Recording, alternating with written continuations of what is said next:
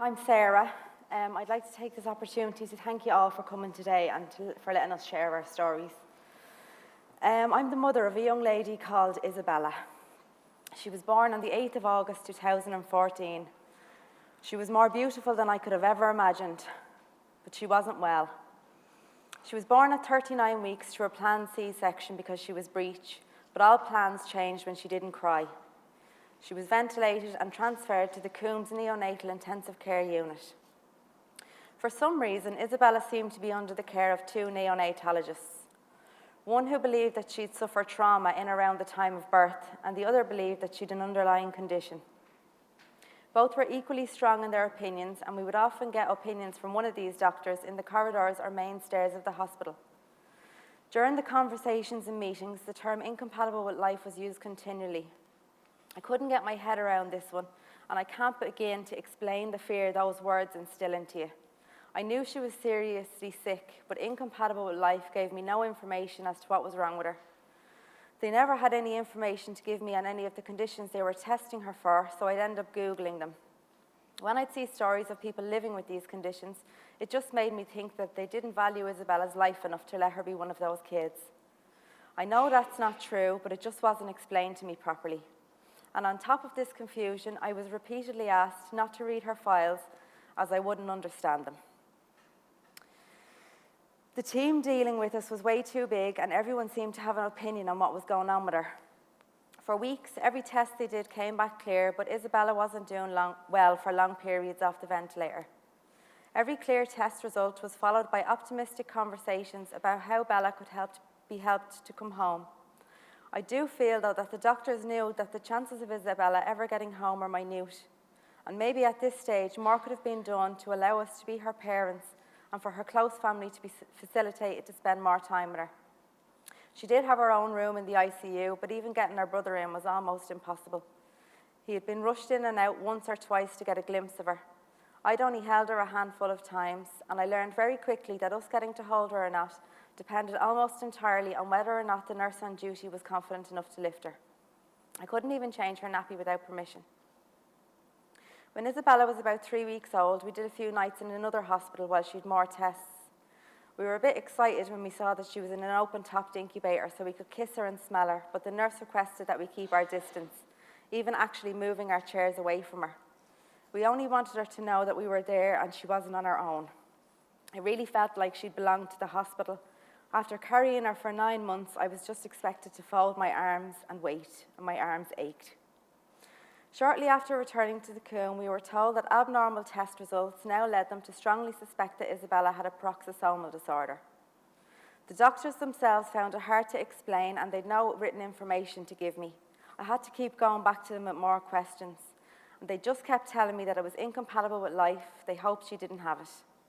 In trying to get my head around it, and with no real information from the hospital, I Googled it and again found there were people alive with these type of conditions.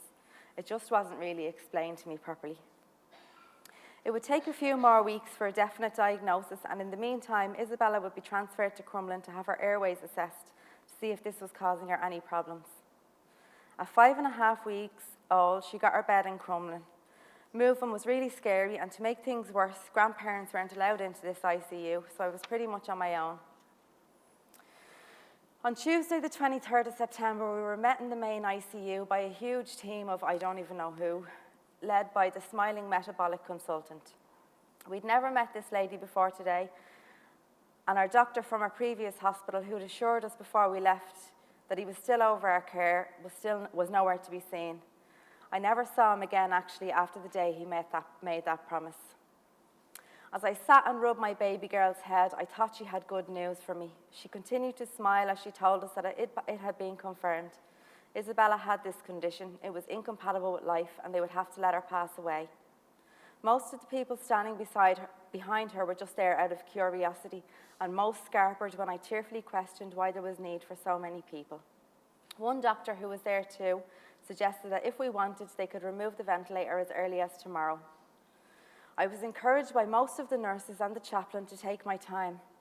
Isabella was so peaceful, there was no great rush, and this was our time. I'm so thankful to these people. I wasn't ready to say goodbye to her. Most of our family hadn't even said hello. Although a baby may need intensive care, it's far from the ideal environment for a child whose days are numbered. We need a private space, one that allows parents to parent and our families to meet this child. Without costing millions, how can we make small changes to the way we work with families like mine? Perinatal hospice care would provide this model of care, focusing on the value of that baby's place within our family and acknowledging the huge hole that they will leave behind. The need for support at this time is huge. I can't describe the utter devastation you feel when you think about what you're going to lose. All her firsts, the little ray of sunshine in your life. You do get a lifetime with her, but all our lifetimes are different, and Isabella's lifetime was just 54 days. That doesn't make her any less important or any less part of our family. On the day we received the diagnosis, Isabella was lucky to be under the care of a very brave nurse who was a mother herself, and she broke all the rules for us. We didn't have to leave her anymore. We'd get a private room on the ICU. Isabella would be put in a bed and we could actually sleep with her. The nurses did everything in their power to give us quality time with our little girl and to make memories. We had professional photographs from Now I Lay Me Down to Sleep. Nurses turned photographers, hand and footprints, fingerprint jewellery. Over that week, our family quietly came and went as they pleased. Everyone lay with her and read her stories. Her brother slept over with her. I curled her up in my arms and watched Disney movies with her, and her dad read her book. We finally got to be parents, and it meant the world to us. That week was magic. We had our little haven, as close to being at home with her as they could possibly make it. This was it. This was her time. We were preparing to say goodbye, but that time in itself was healing. From the day Isabella was born, I met people on the way who shone like bright lights of hope and love. From doctors and nurses to cleaners, security guards, and care assistants.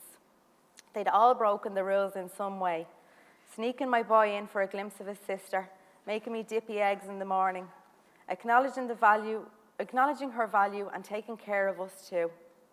Because of these people, Isabella was christened surrounded by all those who love her. She got extra time in her mummy and daddy's arms. She lay with us and watched our favourite films. We played her the music she would have grown up with. I've photos and memories and time to talk about to my boy, the books he read her and how he changed her dirty nappies. How she was at her most alert when he was there because she already knew him. These wonderful people gave us some firsts, and in doing so, eased a little bit of our heartache. But they shouldn't have to break the rules. This care should not depend on meeting the right people at the right time. Perinatal hospice care should be the standard model of care for babies like Arbella. Not everyone is fortunate enough to meet people on this journey who are willing to support them and advocate for them. A lady with a prenatal diagnosis will often have a very different story to tell. I guess my point is, it takes so little to turn this around. Small changes in the way families like mine are informed and supported would make a huge difference to how we heal and how we come out of this experience. Thanks, everyone. Thanks very much.